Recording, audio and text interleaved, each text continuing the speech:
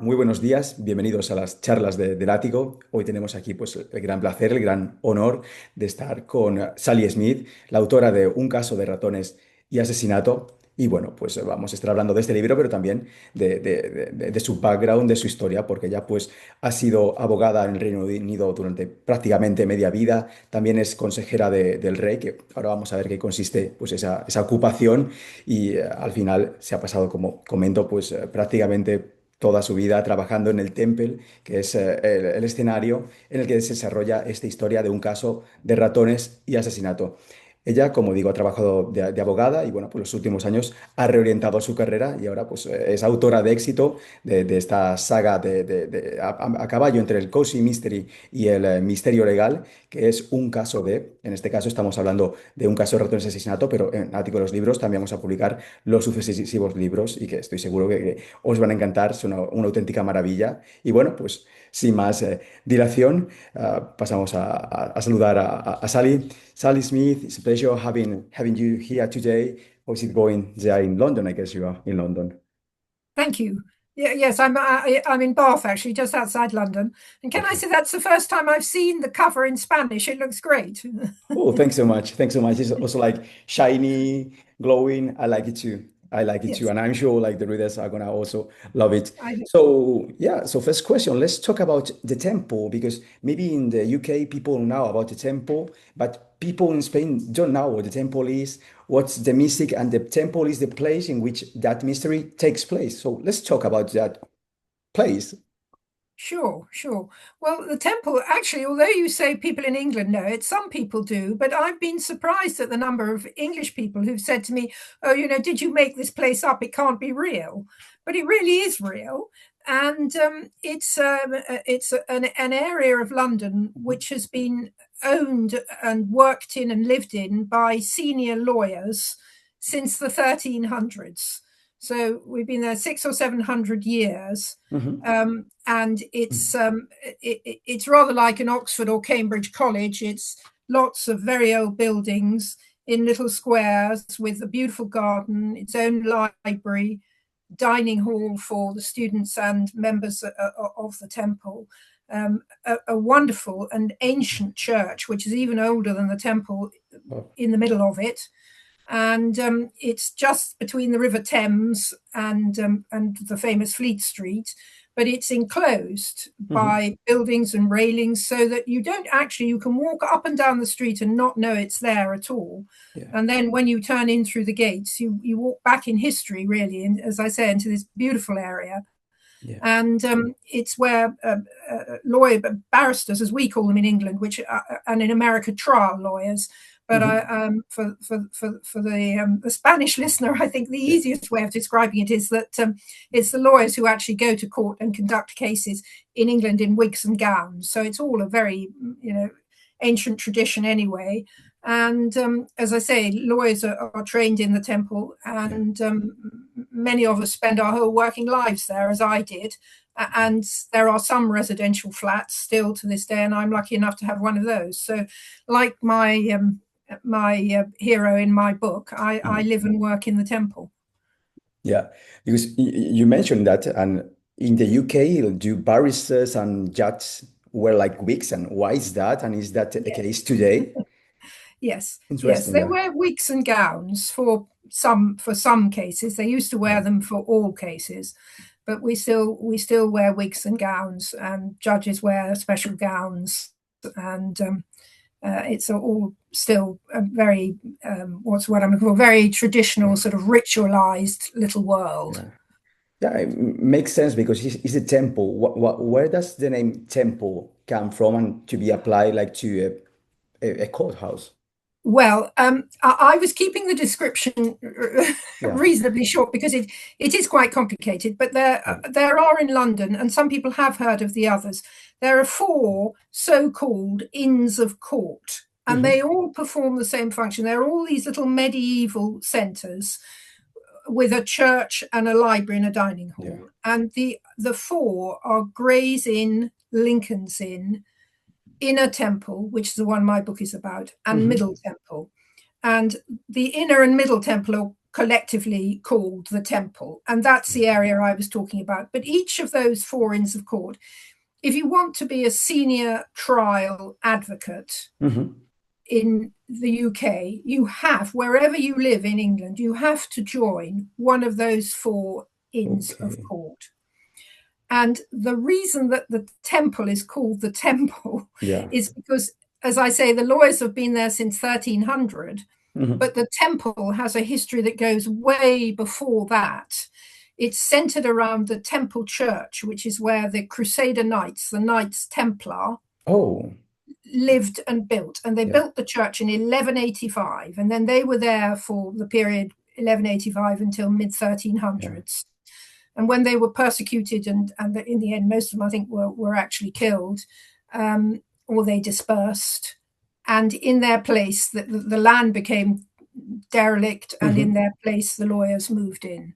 So it's a history. I mean, there are layers of history in all of the four Inns of Court, but in particular in the Inner and Middle Temple, are quite extraordinary. You know, they're like some sort of archaeological dig. You go down layer after layer after layer, finding the different histories of the people who've inhabited it.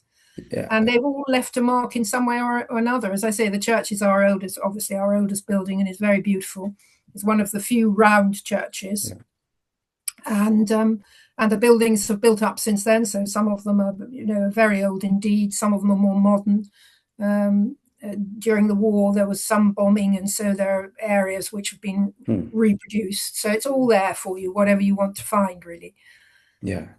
So as a person that's been working in the temple like for the whole life, basically, how does it feel to be in that scenario? And also, how do you translate that experience to a book, to A Case of Mice and Murder?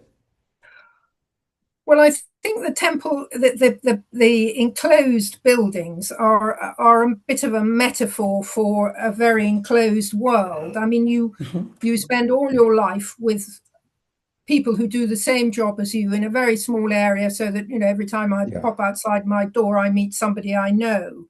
So, as I say, in that sense, it's enclosed in more senses than one. But it feels, in a modern world, it depends what kind of person you are, whether you think it's attractive or not to be that cloistered. It's a very enclosed, as I say, literally, and there are porters on the gates, and the gates lock at midnight, so it's even more a secret little world.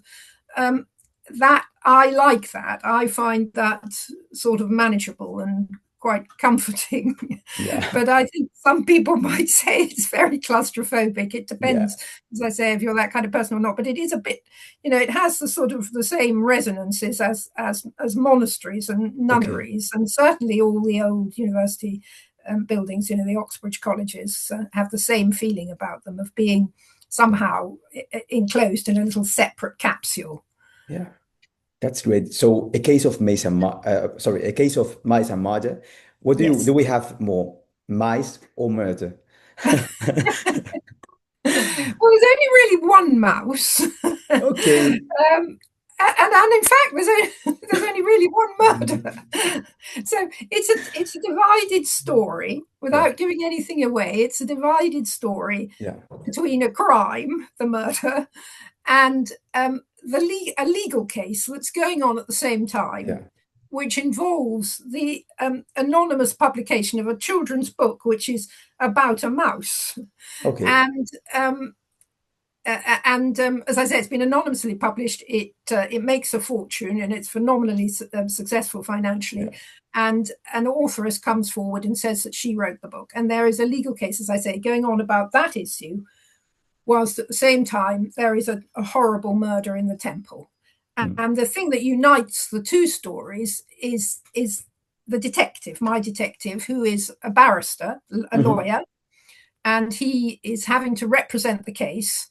And at the same time, he very reluctantly becomes involved in having to investigate the murder. So the answer to your question is, I reckon it's probably about 50-50. Well, murder is more important than a mouse, I guess. So, but yes, it's 50-50. I think I might be able to help on that by saying, as far as the the murder and the mice. You're right. The murder is the most important thing, and of course, Yeah. it's the most central to the plot, Yeah. because it is, after all, in the end, a detective novel. But the reason I did it the way I did was Hmm. because the thing about lawyers is that they're always obsessed with their next case. They're always, it's the Hmm. only thing in the world that matters when you're in court conducting Yeah. it, because it's very high pressure, that you get very nervous beforehand. It's a presentation job, all those things. And so it felt very unnatural for my lawyer, who loves Okay. being a lawyer and is a reluctant detective, not to have something else going on in the background. All the Yeah. time he's having to try and decide how this ghastly murder has occurred.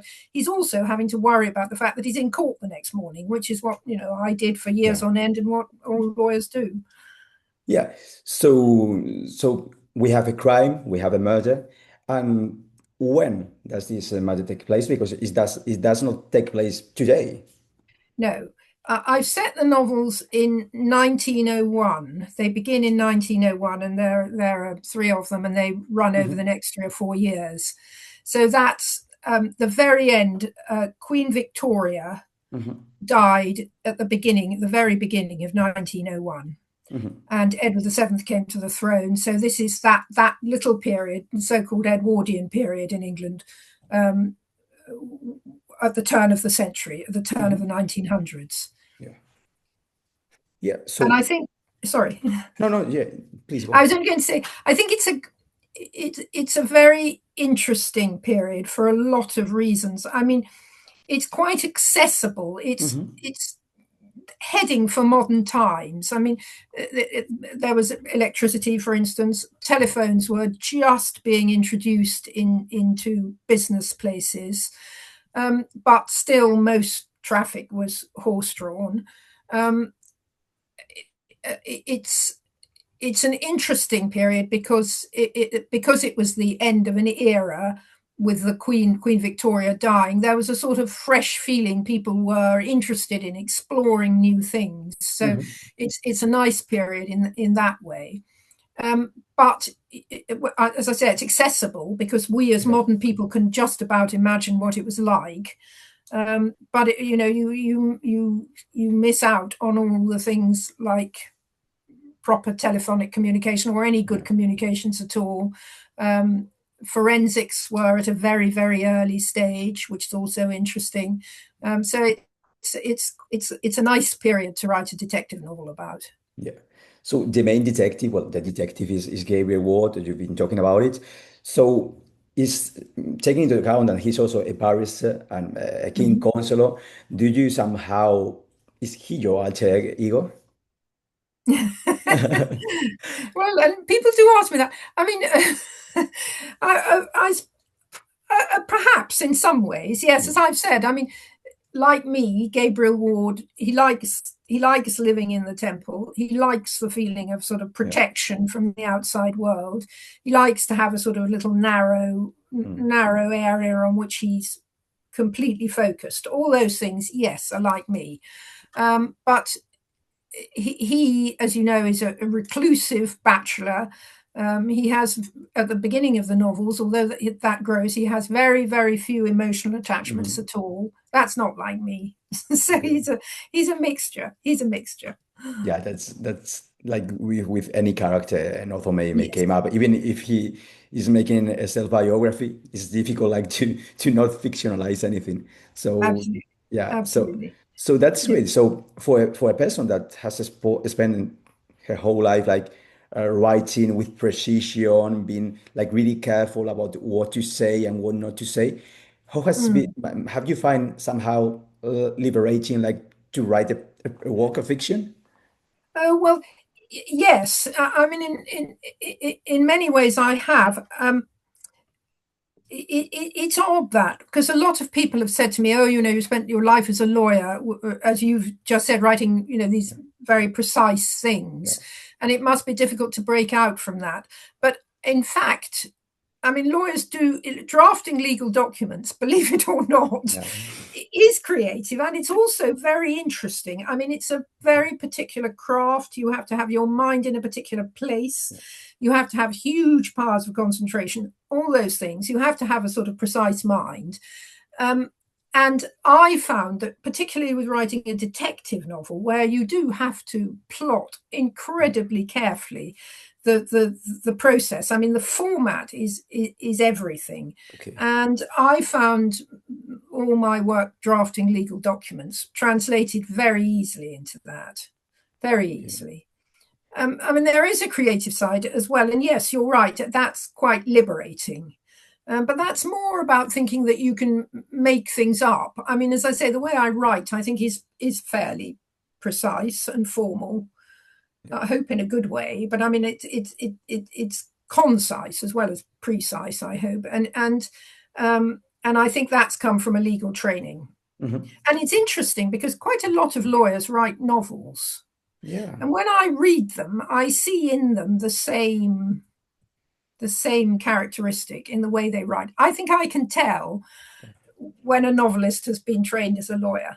Well, you know what you're talking about. I mean, if it's complicated, like to write legal mystery without knowing laws, I guess. Yes, Yeah, yes, that's it. yes, And yes. also, aside from writing like fiction, you are the writer of a biography, the biography of C. Edward Marshall Hall. Does any of the characters on your book draw any inspiration from real people, be it people you've met in real life or people from the past? Well, as far as the biography is concerned, I wrote before. This is Mice and Murder is my first novel, but a few years ago, I did, as you say, write a biography of a very famous, again the same period, Edwardian, the turn of the century, 1900s lawyer. And the reason that I went into fiction was because of COVID, in fact. I'd finished that biography and I had vast amounts of factual research Hmm. on this particular period as a lawyer in England. And I'd been planning to write another sort of fairly academic biography. And then suddenly everything was closed down and I couldn't go and do the research. And so I thought, I will try and use this time to have some fun and to write fiction. So yes, I mean all the background factual stuff was drawn from the previous research I'd done for the biography, Oh, and I think some of the language too. I mean, I'd read hundreds and hundreds of letters between Edwardian yeah. lawyers. And I kind of picked that up so that when it came to writing conversation in a fictional Yeah. way, there were echoes of that in my mind, and I think and hope that they come over so that it feels authentic. So and yes, and there were actually personalities that I read about from the past who became parts of some of my characters. And then, of course, Which there's my ones? own life. Sorry. Which ones maybe because um, that's the gossip, yeah. um, well, Gabriel Ward himself, my Hmm. detective, um, and his sort of assistant who Hmm. who becomes in the end, as the books progress, a friend, Constable Wright, Hmm. who's a policeman. Was I'd done a lot of work around policemen in the 1900s, so Yeah. he was to some extent drawn from that. But then I had my own life, obviously, as a lawyer, a long time, 100 and something years later. Yeah. Um, and so and people have asked me, oh, who is who now in my, and I always say, no, no, no, they're all completely made up. And they are completely made up. Yeah. But there are characteristics of people who I've worked with for years and I've mixed Yeah. them all up into Yeah. personalities. Yeah. And for example, I think one of the characters in the book is like Janning, and I don't know if it's like yeah, if it's done on purpose or not, but there's like an important lawyer, Lord Jennings, that maybe you dropped that name from that. And also, I think if that's the case, maybe that's one theory of mine, that it would be like really fun if you took the name Jennings of Lord Jennings, and then you took like the who done it like genre, and you said, okay, so that character is going to be Lord Juning, like inspired both from Lord Denning and from the Who Unit genre. That's not Well, the case. actually, I mean, it's interesting you should say that because, Yeah. and people don't, but you're right. There were the Lord Chief Justice of England was a very, very famous judge, and then a member, a law lord, a Supreme Court judge, and he was indeed called Lord Yeah. Denning. And when I came to write the book, of course, I'd been rather brought up on Lord Denning being a very Yeah. important judge, and I honestly didn't consciously call him Dunning. I mean, he's nothing like him in Okay. any way as a Okay. personality, and Okay. no one would ever think it. I mean, they really are so different. But whether the name was my subconscious or not, I don't know. I can't remember now why I called him Lord Dunning. Well, Lord that's the Dunning, magic of his name. subconscious. Yeah, it's not that you don't remember, it's that you don't know when. That's the subconscious. Yeah, it's really fun. Maybe. I think Yeah. probably, yes. So there's a murder in the temple. Well, the temple is a place where murders and crimes are solved, not Mhm, where crimes are committed are done. mhm. How does it impact and shocks like the reader and impacts the way you are writing the book? Do you have a Well, I mean, in real life, it would be an extraordinary thing to, I yeah, mean, so extraordinary that not impossible, of course, and in fact there have in historic past there have been one or two um, deaths, criminal yeah. deaths in the temple, but what made is the sort of basic premise for the book is the thing that we haven't touched on, which is Hmm. that this area of the temple, because it Hmm. is so ancient, it's outside the jurisdiction Hmm. of the City of London Okay. completely. It is. I doubt there is a concept that is similar in Spain, although there may be. No, But no. there is a concept here called an ancient liberty, which are these tiny Ah, little yeah. areas of land which have been privately owned for so many centuries that they've acquired their own unique legal personality.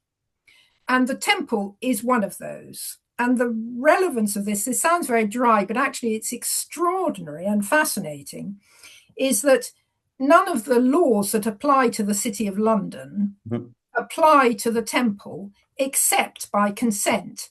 Nowadays, of course, we do everything that we should to comply with Yeah. all the rules that applies to everyone else, but we only do it by consent. And one of the things which we do by consent is that we allow the City of London police into Yeah. the temple, and they police the temple in conjunction with our own porters. Hmm. And of course, nowadays, if there was a murder, the first thing we do would be to Yeah. phone the police. But all the same, we've never allowed the legal position to be tested because we always say we're doing this by consent. We're allowing Hmm. you to do it. We don't Yeah. have to let you do it. And there's almost no other, I'm sure there may be some peculiar little other areas, but there's almost nowhere else in London that that particular Hmm. position applies to. Now, I mean, I knew all that, of course, and as I say, it sounds very dry, but I knew it technically. I knew the temple was an ancient liberty. I knew it was an area of London which was separate from the City of London. We have our own little parliament, that decides matters within the temple. All that kind of stuff I knew. But it wasn't until I was writing the novel that I really began to realize this is the perfect format for a detective novel, Yeah. because you've got a brilliant reason for an amateur detective. Yeah. Because in my book, fictionally, Yeah. the temple said, "Well, sorry, but we're not having the police in, so one of us will have to Yeah. investigate it." And there you've got the whole story starting. Yeah, because of course nowadays you would call the police, but a century ago maybe they weren't calling the police. Maybe they would be solving it among themselves or wherever. So maybe that's like quite makes quite sense for the novel. It's not that you are inventing that out of Yes. losing, but Exactly. It's fictionalizing something which is really true, but wouldn't really be happening, wouldn't be happening nowadays. But as I say, it's more the basic concept under it, which is that of course we let the police in, of course we call the police, but the police are let in by us. They don't have the right to just come in. yeah, But of fascinating. course we would always let them in. So but And of course, the other thing is because it's enclosed, physically, literally enclosed, Yeah, this area, it's great for a detective novel because it's the real sort of locked room mystery. There of are a course. limited number of people who can be in there. Yeah. Anyone who comes in has to come in through the porter's gate, so the porters see them. Hmm. So you reach the stage where you've got a very little small world where who are potential murderers. You've Yeah. got a body and you've got a small area enclosed. Yeah. And who did it? Well, of course. Yeah, that's it. And I guess it must have been like really difficult like to mix or to work with those two lines because the main attraction for the reader is like the crime, the murder. Yes, But you yes. also have the other line. How did you manage to somehow make things happen? Yeah. Well, yeah, I mean the whole premise, of course, is that they are seemingly completely unrelated to each other. Here is Gabriel Ward, my detective, with his friend the policeman. They are investigating a murder, and at the same time, my detective is conducting a legal case. There's no reason why those two sets of facts should have anything to do with each other. But what the reader has to decide is whether they do, whether they're really running on parallel lines Yeah. or whether they're going to converge at the end of the book.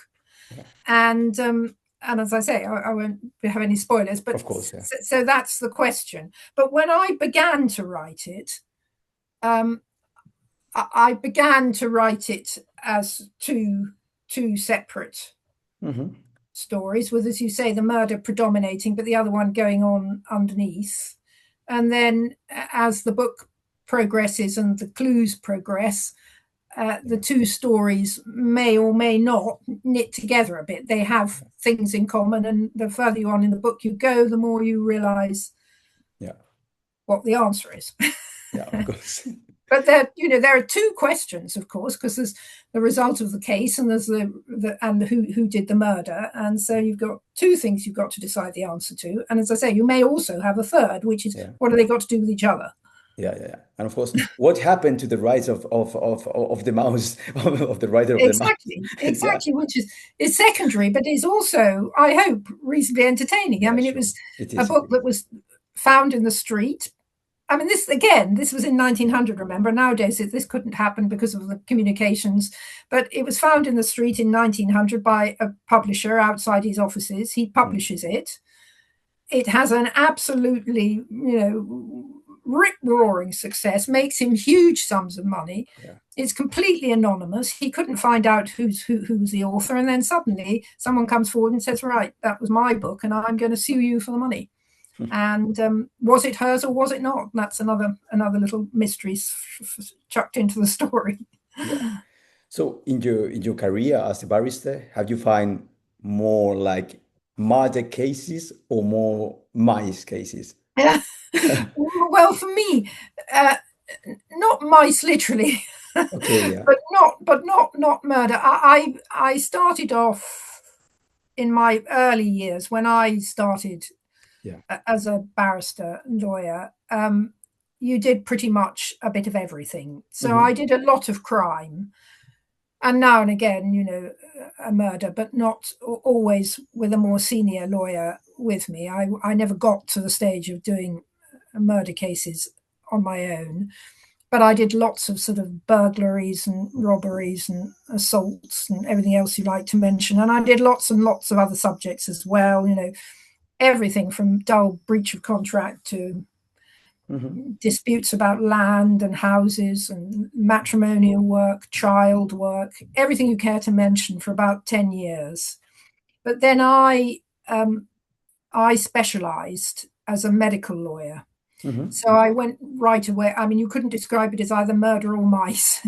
Yeah. It was a very, very specific area of the law, Hmm. although it involved lots of subjects. I mean, I did what the Americans call medical malpractice. We call Hmm. clinical negligence. In other Yeah. words, suing hospitals and doctors Yeah. when things have gone wrong, either representing the patient or defending Hmm. for the doctor or the hospital. So I did a great deal of that kind of work. I did public inquiries into hospitals where there had been some error or Hmm. pattern of conduct which had terrible effects for patients. I did a lot of coroner's work, which is determined cause of death in all kinds of different sorts of cases. Yeah. I did medical regulation work, which is Hmm. doctors who have misbehaved in some way and whether or not they should be struck off the medical register. So medical work covers a big area. Big class actions, of which I did a number involving drugs. So all medical, Okay. for the whole of the sort of last part of my career, Yeah. both as a because you as you've said, my detective was a King's Counsel, Yeah. and I was a Queen's Counsel until Queen Elizabeth died, and I've now Yeah. become a King's Counsel, and that is the senior arm Hmm. of lawyers, so that when you reach a certain stage in your career, you can apply to be appointed as a King's or Queen's or King's Yeah. Counsel. And it doesn't mean anything except that you go on to much bigger, more serious cases, often with a juniors assisting you, Hmm. with large sums of money involved in disputes. All that goes with however senior you are in the job. Oh. And as I say, I became a senior lawyer, so I was then doing very big medical cases, sometimes lasting for many months at a time. Hmm. It was very interesting, but quite well, not all dry. The difficulty with with medical work is a lot of it is very confidential. Mm. So you I can't know. really ever use it. I never really ever thought about fictionalizing the Yeah. kind of work that I did. It just seemed to me not right. There Yeah. was a lot of suffering always in the back of every case I did, sadly. Um, and so this is a sort of light relief for me to Yeah. have a bit of fun with a murder in a Now you can fictional you setting. yeah. Now you're gonna have a murder and call it like a cozy murder, which is Yes, great. exactly. Do you agree with that tag, murder, cozy mystery applied to your book? Well, I suppose I have to.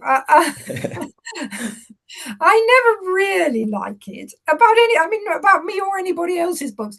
I never think it's very fair because I don't Yeah. think, when people say cozy, they really just mean it's got nothing very graphic in terms of sort of violence in it. And it always seems to me that most of us, we're most of us fortunate enough not to live in worlds which are absolutely terrible, and there's Yeah. blood in the gutter all the Yeah. time, and drug abuse and blackmail and misery. We don't live like that. We live ordinary lives where occasionally something awful happens. Mm. And I think I've written a book about an ordinary lives, albeit in 1900 in a rather unusual place, but all the same ordinary people, who have a murder. So it's just ordinary life with a body thrown in, if you like. And that's true of most cozy crime, I think. But uh, I know people. Dare I say this to a publisher, but publishers like to categorize you. Yeah. And I know that's my category. And all I want people to do is enjoy it, really. I don't mind much what they call it. Yeah. But I hope it makes people think a little bit. It's not just Yeah. cozy always suggests it doesn't have much substance, and it shouldn't, because you can be in that category and still have some No, substance in yeah, your sure. novel, I think. Sure. So the London in which a case of murder mice and murder is ambientated is a little bit like kind of the London of Sherlock Holmes. Did you Yes. felt like somehow inspired? Do you think like that the reader is gonna feel, this smells like the Sherlock Holmes? Yeah, Well, I think the interesting thing is, I never hoped to be as wonderful as they were, but of course, one of the reasons that they were so famous was because they were set in this period, mm, and it was the beginnings of sort of forensic science. yeah, And we are so used to the sophistications of modern yeah, science applied to crime that we forget how little they knew. And I Hmm. mean, I didn't know until I was writing these books. They couldn't differentiate between animal blood and human blood until Yeah. I think, about 1903. So, this is the most basic thing they couldn't do. Fingerprinting, as you probably know, only became a part of Yeah. regular practice in 1901 or two. And Sherlock Holmes was sort of, he was feeling around with forensics at that interesting period, and to a much lesser extent, my books are doing the same thing. And the interesting thing about it is it takes you back to the sort of purity of detection, Mm. because they can't rely on things like DNA and all the other Yeah. things, but they were just beginning to recognize how incredibly important some things were, like the integrity of the crime scene. So Mhm. that, I mean, in the very early 1900s, in areas outside London, they still thought if there was a murder in a country lane, they thought nothing of, hauling the body off onto a farm cart and taking it to the local church without, I'm talking about a particular case, but it happened a lot, with no idea of looking at all the things that you can look at around a crime scene when a body shouldn't be moved, all that kind of thing. They were just beginning to do that in London then, and to Mhm. recognize the importance of the integrity of the crime scene. So, as I say, it's a very, very creative, interesting area of crime Yeah. detection. But without the science, you do get back to the bit that's fun, I think, to write about, and fun for the reader, which is, how on earth did this happen, and trying to Yes, work it indeed. out through funny little clues in real Yeah. life. Yeah. So from all the characters in your book, which is the one that you enjoy the most or that you hate the most? Which are the ones that you develop the most attachment to? Um, I think I think Gabriel Ward, my Gabriel detective. Ward. Yeah. Yes, Alter I ego. mean, yes, yes. But I think he always felt terribly real to me. I never thought Mhm. I'm going to make this man like this. He presented himself to me with characteristics, some of which I wouldn't necessarily have chosen if I'd been choosing them all. And so, I mean, it sounds ridiculous, but he's kind of real to me, and he's got lots of things that I like about him.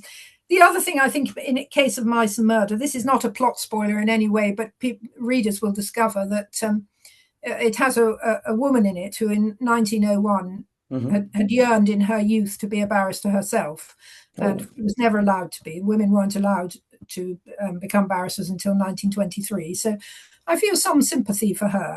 I think she's an interesting character for that reason. mhm. Um, but I didn't dislike any of them really. Well, I suppose, No, not I even the suppose. mother. Yeah. No, I mean, as I say, no, I mean, Gabriel's closest to my heart. Yeah. He is, and this is a series. There are two books out, and a third one is in the pipeline now, and many of the characters, not all of them, but many of them, are repeated in the next two books, and they've developed. So while I'm talking to you, I'm remembering that you're publishing the first one, and I'm trying not to Oh go no. into the way in which they develop in the Yeah. second one. But of Because course, I I mean, know. So I see them maybe as more three-dimensional than you do when you read the first in a series, because we all have that, don't we? I mean, as we read the series, yeah. the character Yeah. grows, and Yeah. I hope my characters grow. Yeah, yeah, and of course, for the Spanish readers, that they're going to be reading In Case of Mice and Mother, and the second and the third book. So I yeah, hope yeah, so. yeah, yeah. So I'm sure that they're gonna love it. So let's talk on that idea of series or serialization. How is it different, like to maybe write a standalone that you build a set of characters and that's it, and how does it differ from making a series in which you have like a spaces, ambiences, characters designed for the whole series. Well, I, when I wrote Mice and Murder, I just wrote it. It's the first time I'd done it. I wrote it partly for fun, partly, of course, because I Yeah. hoped it would be published. And I wrote it as a complete story. And I've been very, very lucky, really lucky to have been published as I have. And the publisher said to me, this is a series, really. And before they published the first one, they said they wanted outlines for two more. Okay. And that was the first time, really, I thought seriously about outlines for two more. And so the idea of development grew as I did it. I like it very much now. I mean, I like the feeling that each one is a story, but there's a sort of continuity that you're going on. There's an overarching story about the people and how they grow, which is sort of close to real life. And I find that great fun to do. Some aspects of it are quite difficult, and just on a sort of craft basis, I think the most difficult for me is you can't order readers to read them, 1, 2, 3. So you have to make them so that if they pick up number 2, they can have fun with it, and they don't have to have read either of the others. That's it. But the difficulty with that is that you're also having to make it fun for people who have read number 1 and want to go on to number 2 without you repeating all the stuff you put in number 1. And that's quite an art. I hope I've achieved it, but it's quite difficult to explain things, particularly as you've identified. I mean, I'm writing about this extraordinary world, which is so unusual. So you can't just plunge in and expect people to know what you're talking about. So you explain it all in the first one, and then when you get to the second, you think, how much of this do I have to do again? And so, as I say, that's a craft that you have to apply. But on the whole, I've found it very satisfying. It didn't occur to me as to that I was going to be doing it originally, and I found it really fun, because as I say, you are creating a whole universe, not just a story about some people, but another story about the same people with those people now behaving a bit differently because they, like me, have come on a year or 2 years in their lives.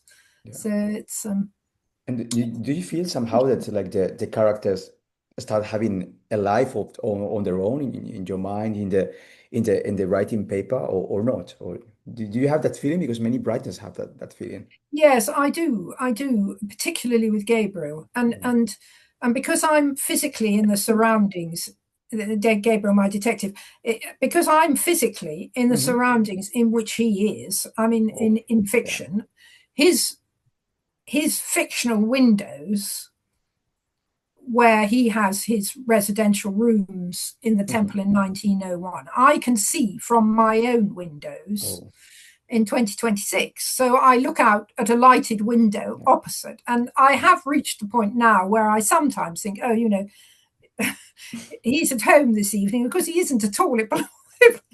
This is 100 years ago, and it belongs to somebody else. I mean, it's just, but you do get a bit like that, and also, I mean, it's like anything else. Sitting writing for hours on end on your own, they become a kind of company, the people in the novel that you're writing about. So yes, they seem very real to me, very real. And you being a barrister, I guess that you're like you are not a chaotic writer. You are quite an ordered writer. But is that the case, or how do you write? Which is your writing style, your plotting style? Yeah. Well, I'm really, because, as I say, I was a sort of complete virgin to fiction, and I did it during COVID when I wasn't talking to anyone else, and I only did it for fun. It's only now that I've got out into the world and I get asked to do book things, that I meet other detective writers. And I'm rather horrified to discover how many of them are incredibly organized compared to me. I mean, particularly with plotting. They have these diagrams and cards and color coding, and to trace all the clues through and all this kind of thing. And I can see that is a sensible thing to do, but I don't do that. I'm afraid I hold everything in my mind. I do a chronology, because I learnt the hard way by my editor Bloomsbury pointing out to me that I had people getting on a train, for instance, in Mice Murder, and not giving them time to get back to London for the next thing to happen. This kind of thing.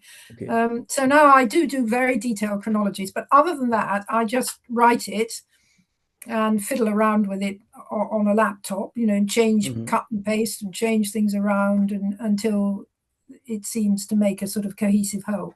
So I'm not the organized lawyer when it comes to writing that I probably Okay. ought to be. No, I wouldn't have said so after reading the book and after like you are a barrister, but that's really nice to know. So also, if you had to pick one theme that you enjoy talking about on your narrative, which one would that be? That theme, that topic that you want to talk about and you somehow manage to talk about? I think there are two. I Mhm. think first of all, I'm interested in the history of the area I live in, and I Mhm. like.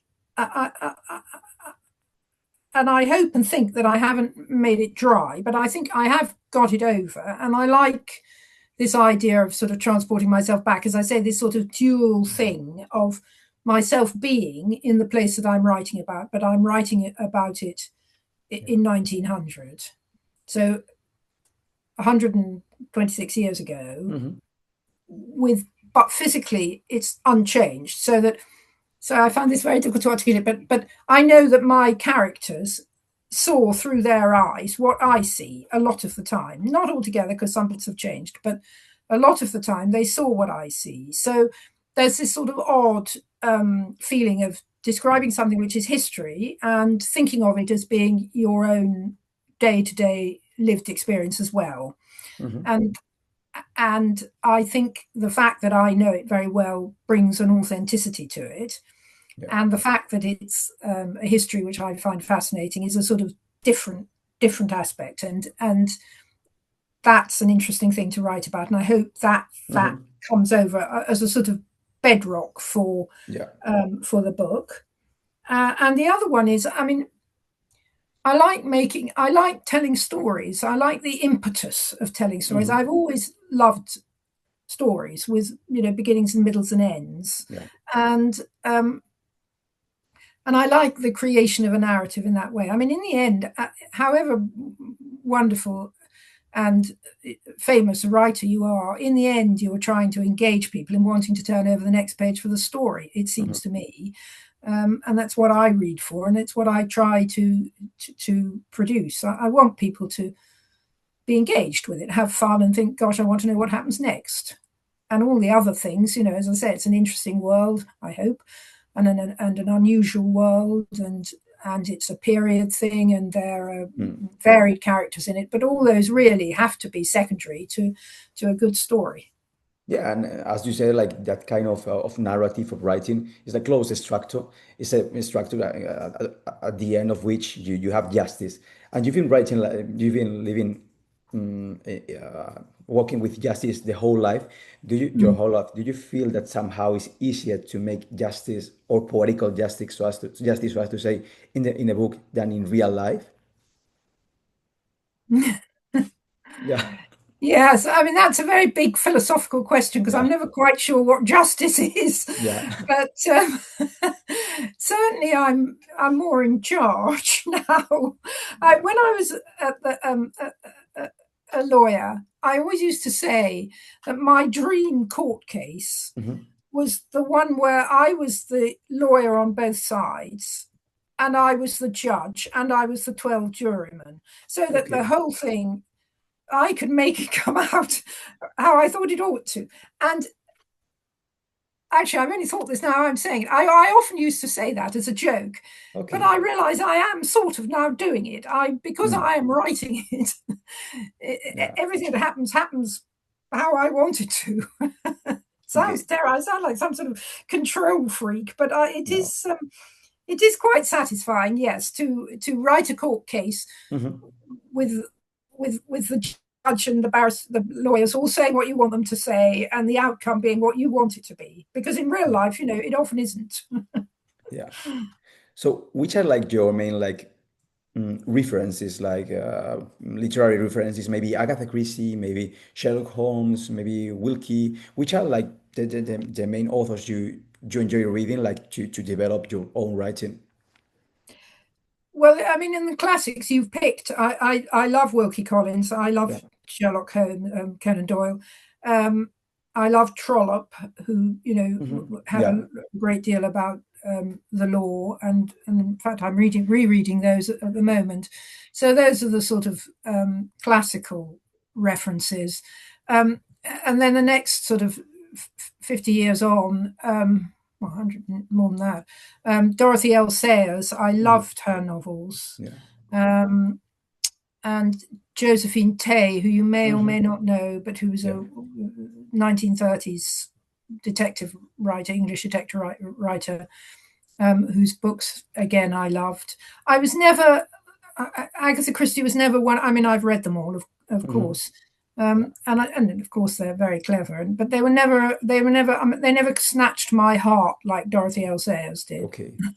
So Dorothy Sayers is the Yes, name. Okay. I think So so. that's a Yes. great discovery, like for the Spanish reader, because we don't know much about her. So that's great. Oh, well, for those people who like golden age detective stories, Okay. if you can find them translated into Spanish, can I Yeah. really heartily recommend them? They are really lovely books Yeah. with two detectives, a rather aristocratic Yeah.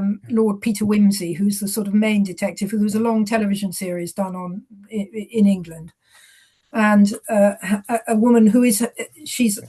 a fictional detective writer Yeah. within the novels called Harriet Vane, Yeah. and they're enchanting books, really. Yeah.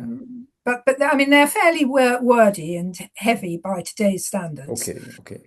but in a good way. As once you Great. get Great. engaged, they're lovely. So you've just talked about like the golden age of crime. Case of Mice and Murder is set on the golden age of crime. Why do we call that age the golden age of crime? What's the reason? Well, I'm not sure. I mean, I think it's partly because there just happened to have been an Mhm. absolute sort of rash of famous writers who were And not writing. about the ambience and the surroundings. Maybe it was like in a time more proper, in which like committing crime and solving crime was like more in the ambience, maybe. Yes, I mean it certainly was, and I discovered that when I was writing my biography. And there's um, a wonderful essay by George Orwell Hmm.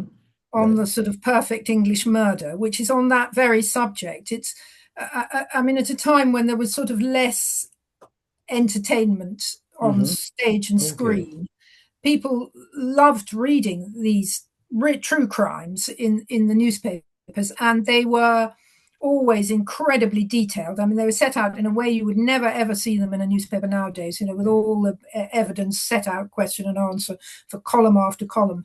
And people, absorbed those, and they went along beside it, Hmm. trying to solve the crime. Yeah. So I think it was partly that. It was partly a class thing, because it was a time when there was a sort of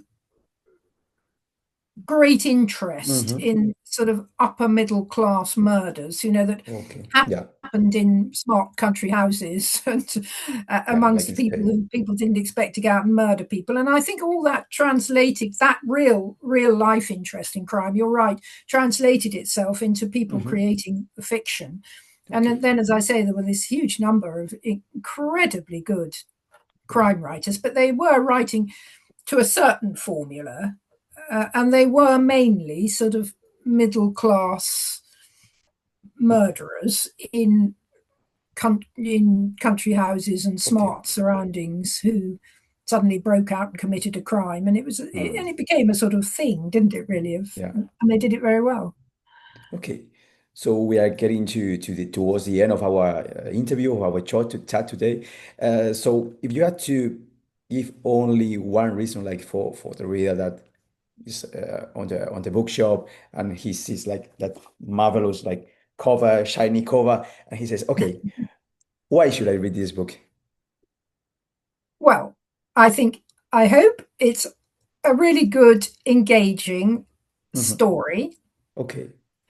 and it's got at least two arms to it, so there's a lot to keep you entertained with. Yeah.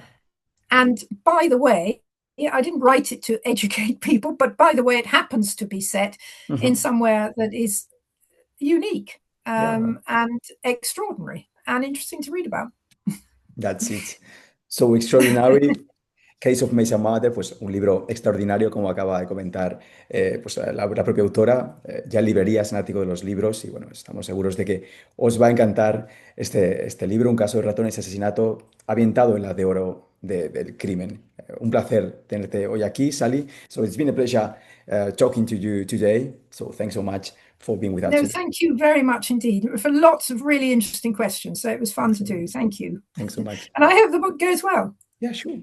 Pleasure.